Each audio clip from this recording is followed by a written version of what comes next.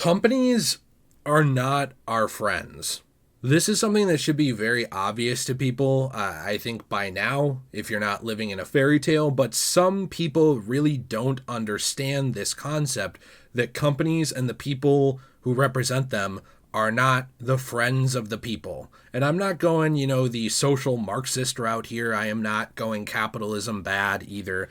I'm just saying that these companies are here to make money and they will do what they have to make that money. This should be obvious. I have Alex here today from Podcast Now, and we are going to be talking about companies and what the deal is with them attacking fans. What is the deal with the projection lately, especially in the last decade from companies, the lack of management of social media, how they cannot get a hold on what to say and what not to say, and why people have been lashing out at fandoms just in general. And a lot of times saying something where they should just say nothing. A lot of times these companies have the moral high ground if they just say nothing and let some fan, maybe some fan saying something crazy, you let them do that and you just say nothing and you look better off, but they just can't hold their tongue.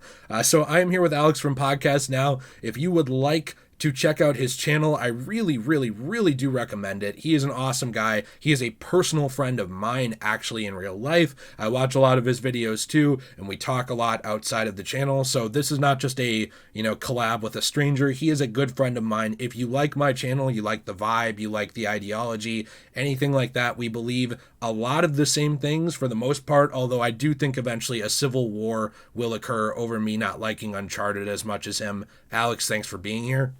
Thank you so much. And Jay, I think specifically for that, you poisoned the mind. I saw Kind of Funny did a video today of is Uncharted overrated? So I feel like the war is brewing. Yeah, I mean it's not like I contacted Kind of Funny or anything. No, I'm just kidding. So here's the thing, Alex.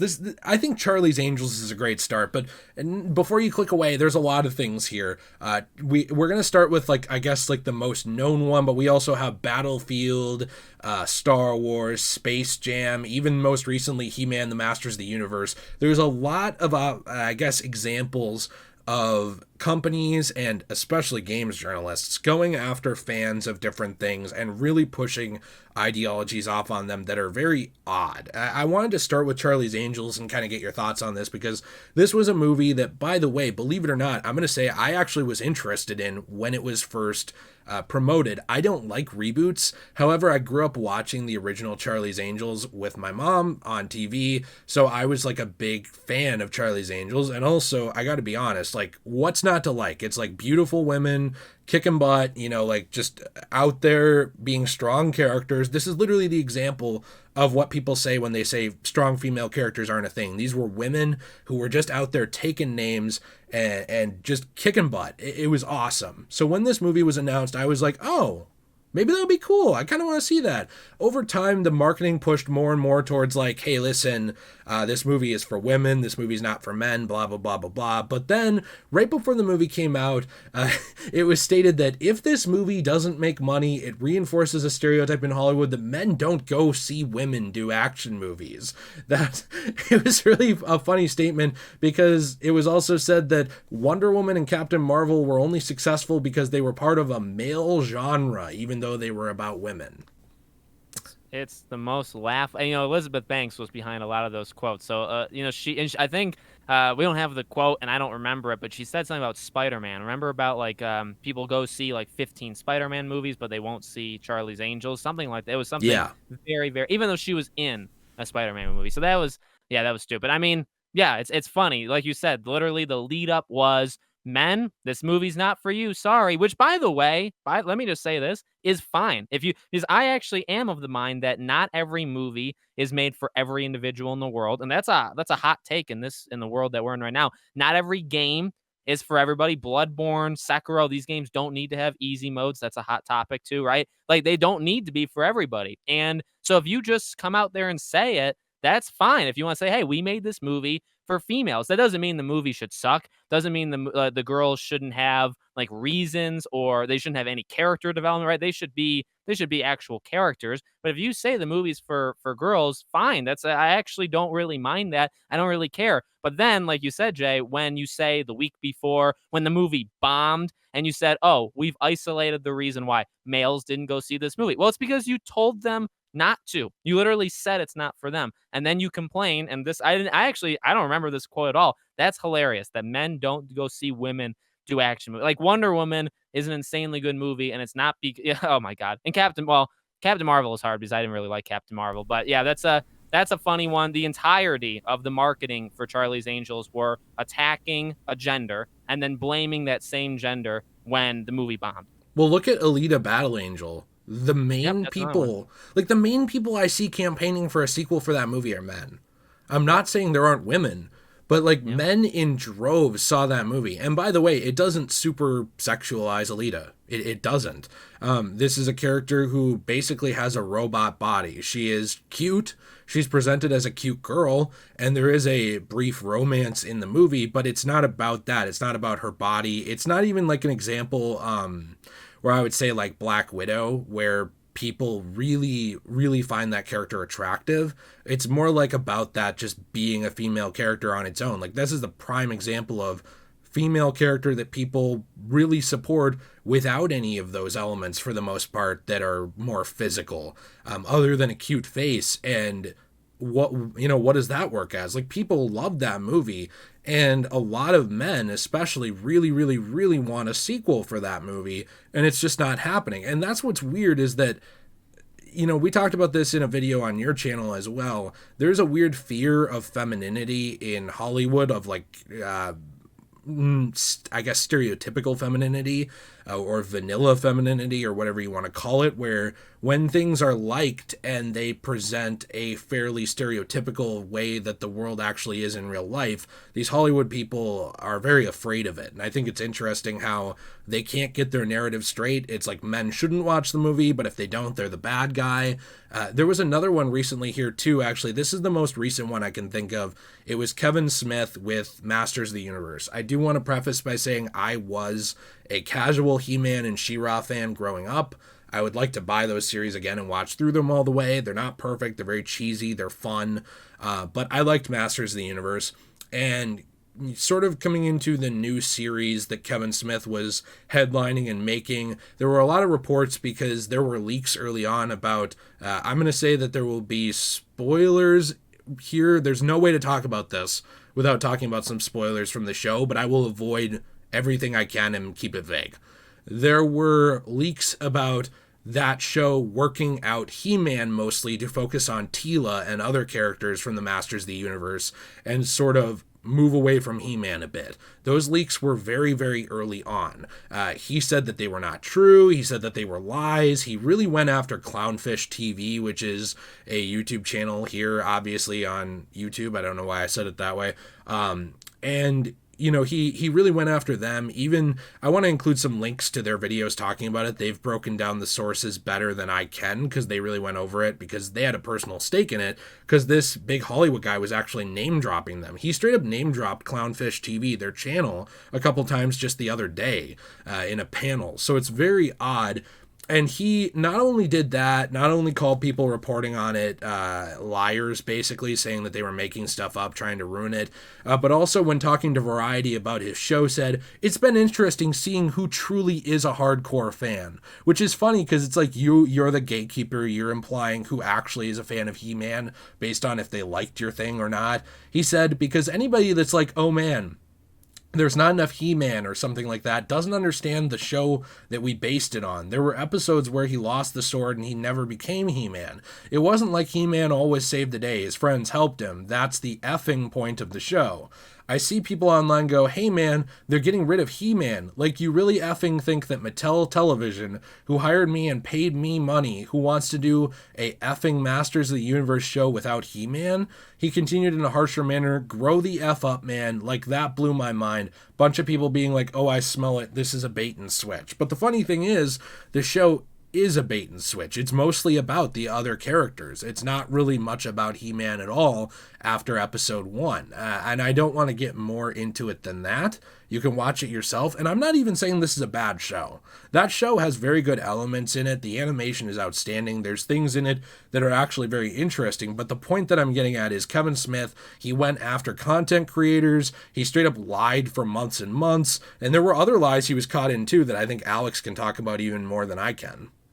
Yeah, I mean, and I saw this point being made too. There's nothing wrong with not being a fan of a franchise and then jumping on, and even just saying that, even what Jay and I sometimes talk about. I think it's impossible to be a fan of literally everything from the start. We can't all say we've been a part of something since the very beginning. You can jump on later, but literally since the beginning with this thing, it's just been him caught up in lies, and all it takes is for him to be honest. And I've liked Kevin Smith quite a bit for like a long time, so this actually hurts that he has kind of been outed as, yeah, he attacks content creators, but also he's just a liar, and he really is part of this Hollywood elite that he kind of paints himself as, not, independent. He self-funds a lot of this stuff, but really he still is just like everybody else, which is pretty sad to see. But I mean, he's said numerous times he was never a fan, he didn't even like it, and then he'll backtrack and he'll say, oh no, that's not true. He got caught off on the years that he watched the show, again saying, oh well, his years were just wrong. No, you didn't like the show. And again, it's okay, say you didn't like it, say you didn't watch it when it first came out, and say you fell in love with it later. Like, is that so hard? So like, that's literally what started it, and that's not a good starting point. And then you have the bait and switch. Yeah, 100% was a bait and switch, and he's admitted that he had to be aggressive because he didn't want things to be spoiled, but there's just better ways. This is again an example of just let the internet do it. I think if Clownfish TV, you let them do it, you don't comment on it, and then if it happens, I don't think you're honestly going to be hit as hard as you would now because you called them on it and they were right. You called them liars and you're the liar. So ultimately, again, it's you attacking your fans, it's you attacking people covering the show, and then you're found out to be the idiot, the liar, and it all is backfired. Yeah, and I think it's worth mentioning too that with Smith, it actually is having a effect on his career. I don't know to what extent. I mean, he got paid. It's not like he gets paid more on He-Man based on any of these reviews. I do want to say too, though, that with him, he actually made a mistake and admitted something because you're going to hear me typing here. He actually said that Netflix doesn't care about reviews.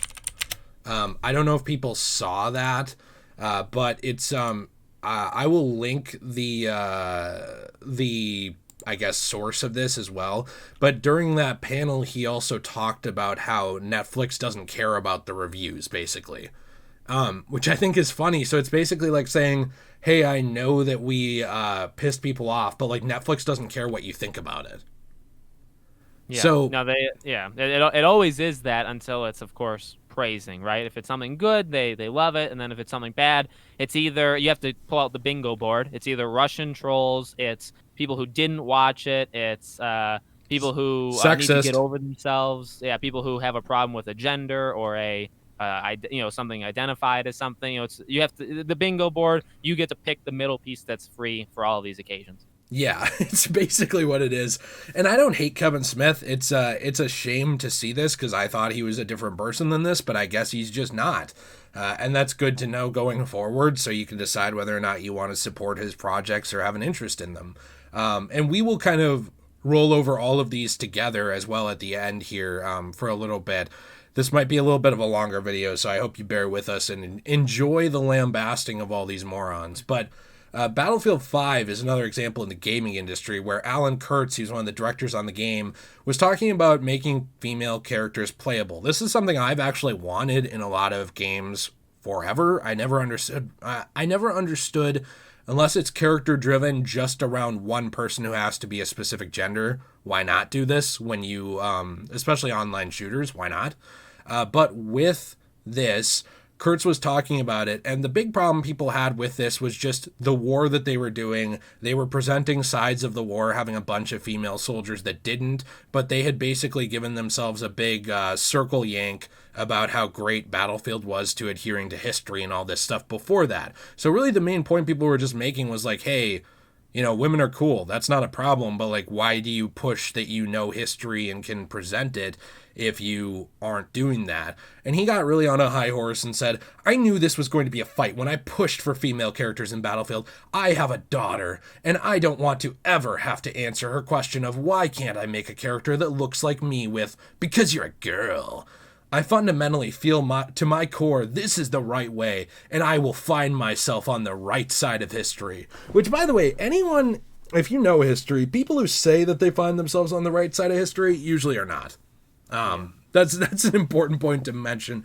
But also just the arrogance and anger around this person is pretty crazy to me.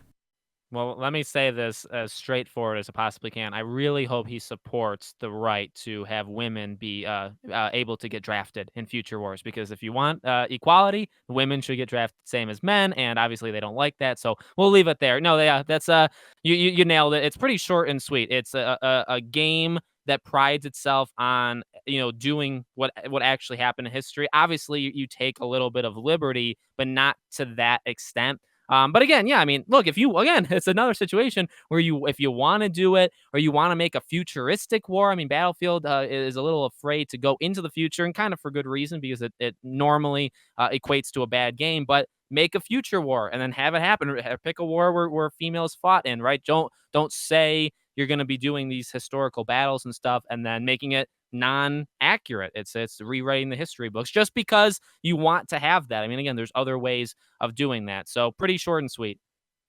Yeah, another one that's very short and sweet is Star Wars, because there's tons of examples with Star Wars, but I think Alex, I'm going to let you break down this one because I've broken down a lot of them. But Pablo Hidalgo kind of going after the content creator Star Wars theory was a really, really big I guess, spark of emotion for a lot of this feeling as well about companies not caring about us fans. Yep, emotions are not for sharing. After Star Wars Theory cried about the finale, it's hilarious. Again, the common theme is if you do something that aligns with them, they're going to promote you, they're going to praise you. If you do something that's anti what they're preaching or what they believe in, they're going to shame you for it. So if you were to say Episode 8 is your favorite movie, you proposed to your partner, in front of it, it was that special to you, stuff like that. Obviously, they're gonna throw you ceremonies on Twitter. But if you were to say that you were crying at Luke Skywalker because he's an actual good character back then and he means a lot to you, they're gonna freak out because they know what they did to Luke. They know how bad he was in 8. Ryan Johnson, our good old friend there, he liked the tweet. He liked actually several of Pablo Hidalgo's tweets, so he's in on it. It's not really a secret that Ryan Johnson hates Star Wars fans. It's not a secret at all that Pablo Hidalgo. I mean, how can you really look at yourself with a straight face? You work for them for so many years, right? And you look at yourself in the mirror and say, one of the things I do on the side is I attack fans on Twitter. Like, how do you feel good about yourself in any situation? So yeah, it's not just, I mean, again, it's literally a director of a Star Wars movie, one that Disney had no problem giving him a trilogy. I don't think that's trilogy is going to happen, by the way, but Ryan Johnson, terrible. Pablo Hidalgo, terrible. There's been other examples, writers of the High Republic being certain words when they'll claim that obviously that's not the case, but very, very funny. Star Wars is one of the best examples of like Jay was saying earlier. And look, by the way, none of these are necessarily even the companies. They're people, but like Jay said, it's mismanagement. It's these companies not cracking down on what they're allowed to say and not allowed to say. So Disney Star Wars is a really good example of them just having no idea how to hold anybody, including Gina Carano, Pedro Pascal, no idea how to be fair or even or equal. Not a single clue. Yeah, and we do have a couple last ones, and then we're going to just have a general discussion. Like I said, it might be a little bit of a longer video, but the last company representative I had before we get to games journalism, which we've talked about a lot, is Space Jam. The new Space Jam: A New Legacy, which, by the way, the movie's actually not doing that well compared to its budget if you look into it, which is amusing to me, but I digress. That is a separate point. That director actually had talked about Lola Bunny and how a lot of people thought that it was weird, unnecessary censorship to change this character. I think that Critical has a really good breakdown of it, Penguin Zero, of this situation with Lola Bunny. It's kind of where I stand as well, of like, this was very pointless. If anything, you're alienating certain people. I'm just going to come out and say it. You're alienating furries from seeing your movie. or people who grew up with that character who now feel like you're trying to censor history. So you're kind of just pushing people away. You're not bringing anyone in. And when people were a little annoyed at the redesign of Lola, which, to give you context, made her look a lot less feminine, it toned down the size of her cups, it toned down the size of her rear, and it just made her look a lot more straight-lined, very thin, not feminine or non-feminine. When people were upset with that, the director of this new movie of Space Jam New Legacy, Malcolm D. Lee, had said, "I had no idea that people would be that up in arms about a bunny not having boobs." And he said that it was super weird. And he said, like, a lot of things too, like, listen, I understand people don't want things to change, but I think we needed some evolution with her, not by objectifying her, but by making her strong and still feminine. And this is the problem I have with this, is there's a lot of women saying, no, you made her less feminine. There's even an example, I don't remember who this was, but there was an Instagram model talking about this as well, who is a woman who is successful. This is a self-made, strong, independent woman who obviously don't need no man, because she is out here, like, hustling, making money with herself and doing a good job. And she was talking about how Lola Bunny was always a really cool character growing up, because it showed that this character who was very feminine, who had those parts and was a girl, could kick butt. She wasn't just a object. She wasn't relegated to a side space. She was actually very necessary in the original Space Jam. And I cannot believe I am defending the original Space Jam's plot and breaking it down, but she was very necessary in the original Space Jam for the Looney Tunes to win the game with Michael Jordan. It wasn't good enough for it to just be Michael and the Looney Tunes. Lola Bunny was the only other really good basketball player on the Toon Squad team other than Michael Jordan. And I think that's worth mentioning, because yes, it's a silly cartoon movie, but the point is that this was made to be a strong character with womanly parts, and then you basically chop those off to make her look more masculine on purpose. And that annoys women too. My wife was talking about that, Jill, a lot as well, about how silly it is that women can't ever look like a typical woman in Hollywood. And this is just another example of it. And people like Malcolm D. Lee are then doing what they say they're not. These people are often saying like that they're sticking up for those people, or that they're trying to evolve the character. But it's like, no. Now you are telling other women that they can't like that character the way it was, because they're super weird for that. You're not just talking to people who are furries. You're not just talking to people who thought the rabbit was hot. You're talking to people who also are maybe women who saw a part of themselves in that fictional character, despite the fact that it's a cartoon. And so, like, basically, by extension, Malcolm D. Lee is saying, like, hey, Jill, you're a weirdo for liking this strong female character and not liking that I changed her. Why are you so weird? It's funny because they think that they're talking to one group, and I'm just going to say it. They think they're talking to straight white people when they do something like this, or at the very least, straight people. The cisgender thing where it's like, I was born a man, I am a man, I like women. That's the type of people they think they're talking to. People who they think are not accepting, who don't understand other walks of life, who don't understand what other people have gone through. But what they're really doing is also lumping in people who are just women who like the character and saying, you're weird too. Shut the F up. Let me, Malcolm D. Lee, a man, tell you what you should like as a woman. It's very, very backwards. Yep, it's hilarious, and to keep it even shorter, the movie, it did well, I guess, the first week, even though it really didn't, and it's completely bombed since. And so, hopefully, they don't make any more sequels, and that's honestly the best way of showing them that something as silly as this or something as small as this. Obviously, there's a lot bigger problems in the movie than Lola Bunny, but hey, you know what? If you wanted to say I'm not going to see the movie because of this, and I hope people did do that, I think people made their point. Yeah, I think so too. And I don't even know if we really need to go into games journalism as much because we've done it so many times, but I will just say really quickly that our big example for games journalism that we talking about was an article which was very amusing from back in July 2018. And obviously this was coming off of the backs of the whole GG situation. Where there were experts tackling the phenomenon of angry men, trolls, racists, and misogynists who hover around the video game industry. The title being Gaming's Toxic Men Explained. I love how it's like a boogeyman, how it's like, oh, these toxic men, they're ruining everything. They had people like Anita Sarkeesian in here, professional grifter, in my opinion.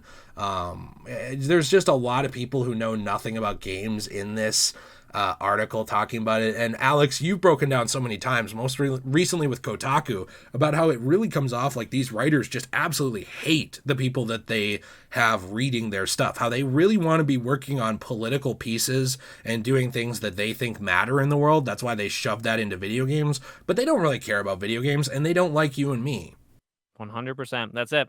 You could really without going into the article, to simply sum it up, they want to do politics. They can't because either they're not talented enough or there's enough, people that don't do their job there as well. So they have to write about games. They don't like games. They're bad at games. We've caught them. The internet has caught journalists, quote unquote, at being horrible for games to the point where they have to say, hey, you can be a gaming journalist and suck at games. It's okay. You don't have to be good. No, you probably should. That's actually how it works. So we've pushed them into a corner. We've done all the right things. They're people that hate their job. They're people that hate games themselves. They hate gamers. They hate each other, and yet they still write daily and they do a terrible job. That's it boiled down.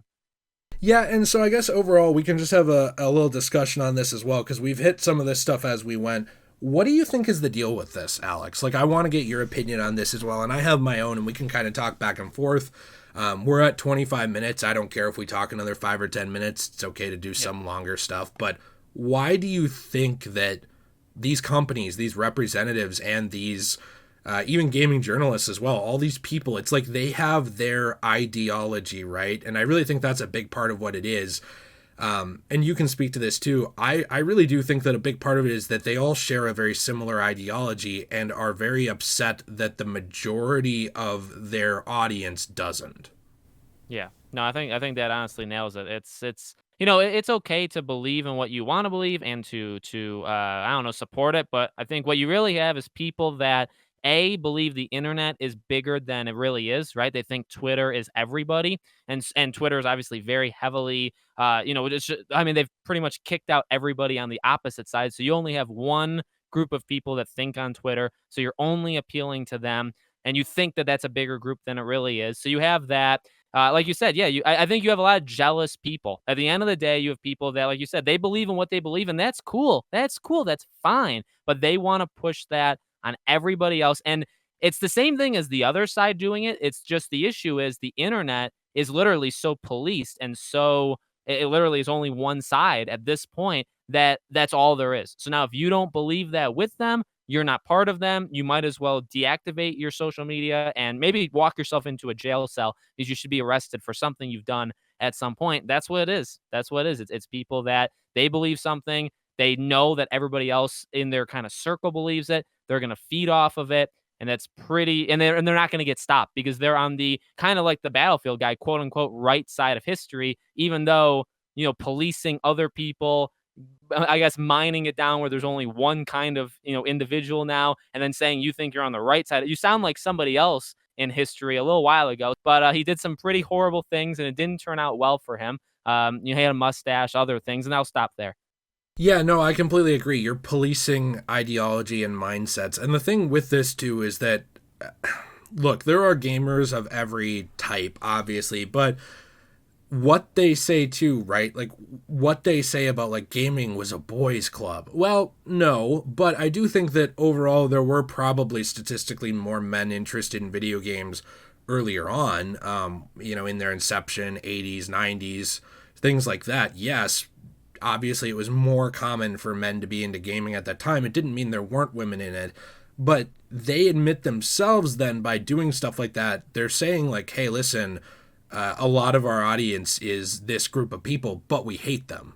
It's very odd. So it kind of comes off as like, when you're a games journalist, who are you writing your articles for? When you are a director, who are you making your movies for? And when you're a game developer, who do you want playing your game? And like, who do you expect is there? Like, I get the feeling from some of these people that they think that that like maybe the main group playing Battlefield 5 is gender studies majors. It's not, Or even kill even going Star Wars, right? You literally, I mean, I get there are people that don't think this, but I really think they destroyed Luke. They destroyed him, and as much as I loved him, even in Mandalorian, you still know where that goes, and that's just damage you can never stop because like now he's as cool as it can get. They can keep making him cooler. They can make a prequel show, animated show, whatever, but you know how horrible I believe of a character he is.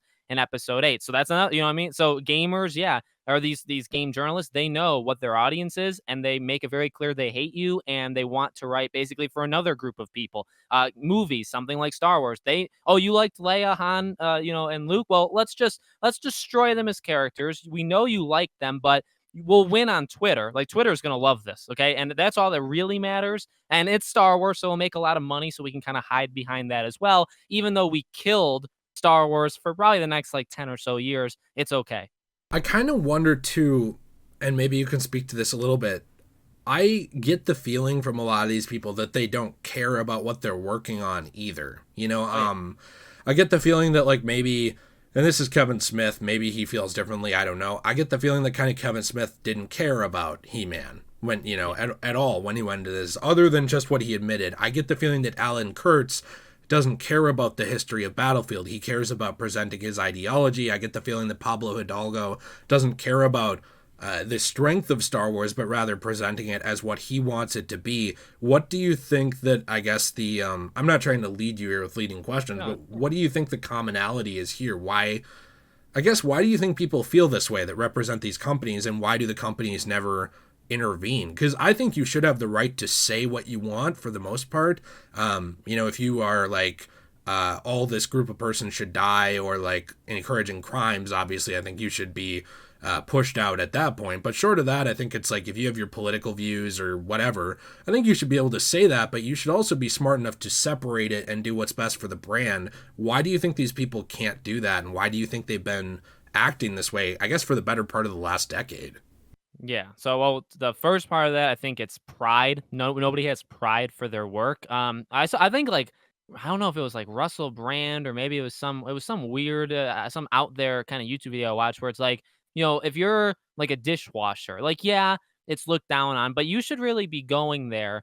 And maybe work it in your own head where like you feel good, like you're the dishwasher, and like that's nothing to feel bad about. Like, you're gonna get paid, you may not get paid a lot, and you probably shouldn't because it is a dishwasher, but you should take pride in what you're doing. Always, you and me take pride. We hate it when people say like YouTube's not a real job. Like, no, we work harder than a lot of people. We also don't work as, there's definitely people that work harder or have tougher jobs, but we feel pride in what we do. You have to. That's literally life. If you don't feel pride in what you're doing, that's kind of the thing of like doing what you believe in. If you're going to school and you hate yourself and you hate what you're studying and you don't take a sense of pride in that, well, it's not for you, my friend. Find something else to do. That's how it is. So none of these people, that word, they don't know what that word means. No gaming journalist, almost, I'd say 98% of them have any sense of pride in their actual job. They only, again, are after Twitter followers, which actually most of them don't have. A lot of people that work at like Kotaku have less Twitter followers than me and you, which is pathetic, because if we were on Kotaku,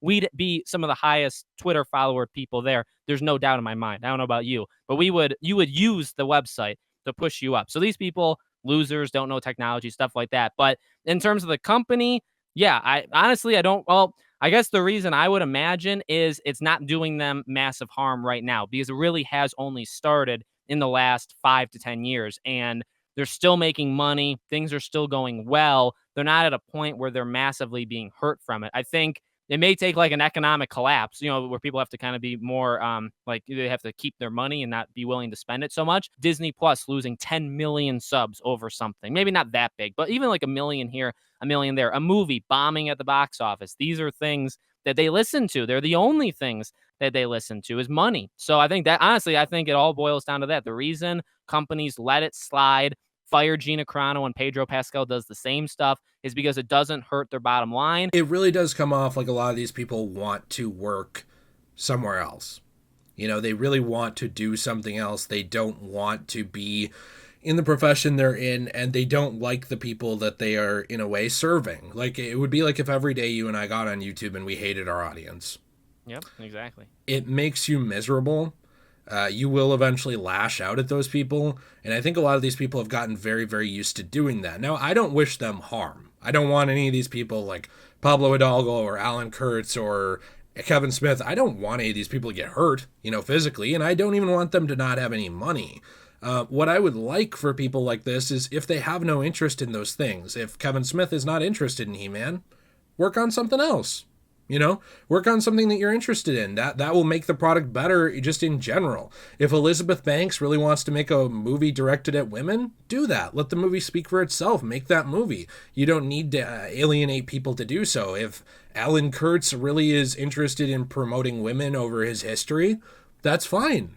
Then don't puff yourself up about how good your game is with history or how historically accurate it is. Pablo Hidalgo, all these people, Malcolm D. Lee, work on something you're interested in. Don't work on the thing that makes you so angry, that makes you so upset with the fans that you feel the need to just lash out and be upset all the time. Do something you're going to be prideful of instead of just putting your foot down and having a prideful personality that doesn't take pride in its work.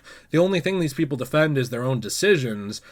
We even saw this as well with that Xavier character we talked about on your channel recently with Ratchet and Clank, of like, these people are so obsessed with their ideologies and viewpoints, in my opinion, that they can't see past it to how they're harming themselves or even the choices that they're making in life. They really think they're putting their foot down, but they're not. No one actually really cares what they think for the most part.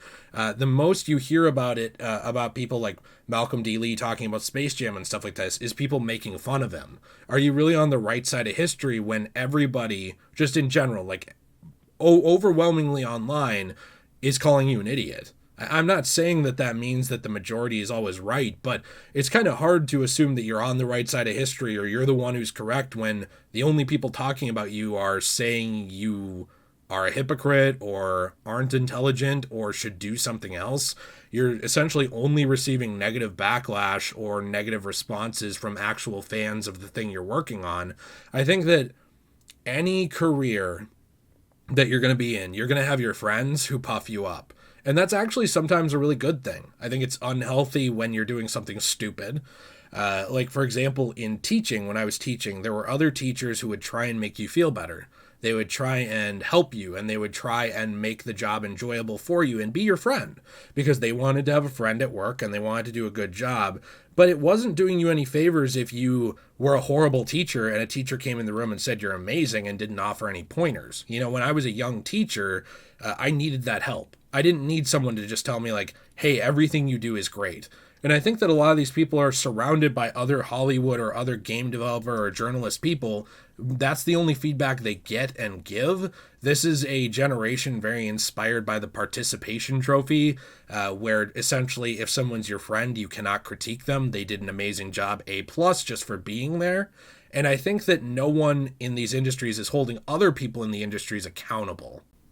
Yep, that's a perfect way. It's all yes people. It's all people that again want each other to feel good. You absolutely nail it. And it's also the people that, like you said, like a lot of the people online even like, well, you know you've done something wrong when the people online are even against you, right? Because there's a lot of people online that may support you, but they're not even the ones that would buy the product, buy the game, go see the movie. A lot of them aren't, but so when you even do that, if you think you're winning on Battlefield because you're getting a lot of people that are rejoicing over your decision, but they're all part of that hive mind, right? They're all the exact same person, just with different names. Maybe, yeah, sure, they may look different, but no, trust me, they think and they act exactly the same. There's nothing that distinguishes one person from the, which is another, like you said, not only is it not only are we growing up in the participation trophy era, but we're growing up where just everybody's exactly the same. And you need to kind of invent reasons why people need to think you're interesting versus just actually being interesting. And that's what we're seeing. That's what we're seeing online quite a bit. So yeah, that's another thing. When you get people that like your decisions, but when they're literally all the exact same kind of people, I don't even take that as a victory. I think it is all just yes men. There is no way to course correct if you have no one on your team who can help you do that. It's a fine line. It's a very fine line because you don't want a team like original Metal Gear Hideo Kojima back when he hadn't proved himself and he's talked about how no one believed in really what he was doing. And even a lot of the developers on the team didn't want to do what he was telling them to do and kind of pushed back on him. You don't want something that far where like no one's on the same page. But if you can't ever voice a disagreement or really anything like that and everyone has to be the same, not only does it make all products pretty homogenous and very similar and uninteresting because I can always just go watch something else or play something else and it's the exact same thing made by the exact same person who was just born with a different name, but also it makes it so that none of these people really do stand out. They're all the exact same person, same ideology, same thoughts, and there's nothing interesting about them. It's ironic because by trying to be interesting and special, they make themselves just very uninteresting and normal.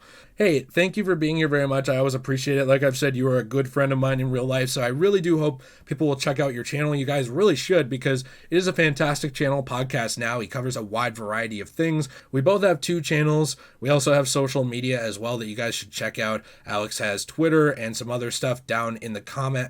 Well, I'll put it in a links in the description, but I will also pin a comment on this one because I really, really do want you guys to check out Alex's stuff. He's great. We've been helping each other grow for a while. And full disclosure, Alex is one of the reasons why I do YouTube, actually. He is responsible for me not quitting because there was a point about 6 months ago where I was ready to just kind of go back to teaching and quit. I'm very discouraged. Both Alex and my wife are the reasons why I still make this stuff. So if you like this channel at all, Alex's channel is actually the reason to thank for why we're still around. So a thank you to Alex for that and for being here very, very much. Thank you so much for having me, man. It means a lot. It means a lot hearing that, and you do an incredible job. And this is, I think, an important topic. Although it was an hour-long podcast, I really think it covered some really good stuff. You got a lot of honesty here. Yeah, me too. And I really appreciate you being willing to talk about this stuff because I know it doesn't make us any friends in the gaming space or anything like that either, but I do think it's stuff that needs to be said. So everyone, let us know what you think in the comments down below. We are actually open to different opinions and different ideologies. I don't think you're an ism or a phobe or anything like that if you disagree with me. My philosophy is always, please try to be nice to people. Please try not to be a jerk. I try and read comments and assume positive intent. So generally, I am very open to what you have to say and interested in your response as well. Not just ones that agree with me and Alex, but maybe an ulterior viewpoint. Very interested to see that. Be sure to leave a comment down below. Let us know what you think because your ideas are actually important to us. We do read them, we do listen, and they do affect how we move forward, unlike, I guess, a lot of companies. So, Alex, thanks again for being here. Have a fantastic day, everyone. And as always, stay shui.